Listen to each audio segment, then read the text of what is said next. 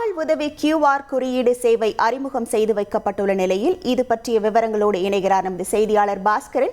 வணக்கம் பாஸ்கரன். தற்போது அறிமுகம் செய்து வைக்கப்பட்டுள்ள காவல் உதவி QR குறியீடு சேவை குறித்தான முழு விவரங்கள். பயணிகளின் பாதுகாப்பை உறுதி செய்யும் QR கோடுகள் வழங்கும் பணி என்பது இன்று தொடங்கியிருக்கிறது.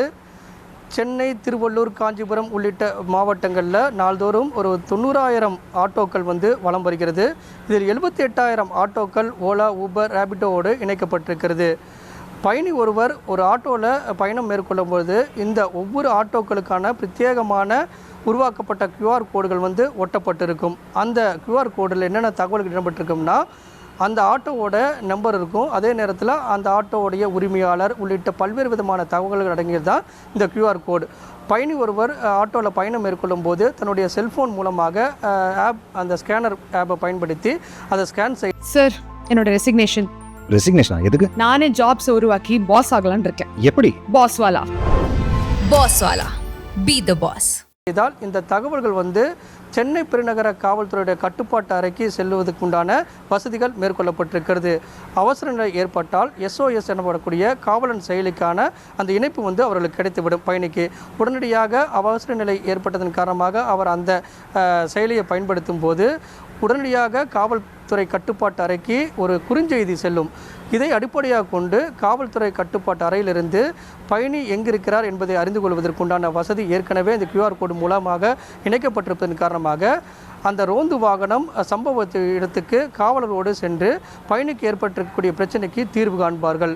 அதை உறுதி செய்து நடவடிக்கையும் மேற்கொள்வார்கள். இதற்கான வசதி தான் இந்த QR கோடில் இணைக்கப்பட்டிருக்கிறது.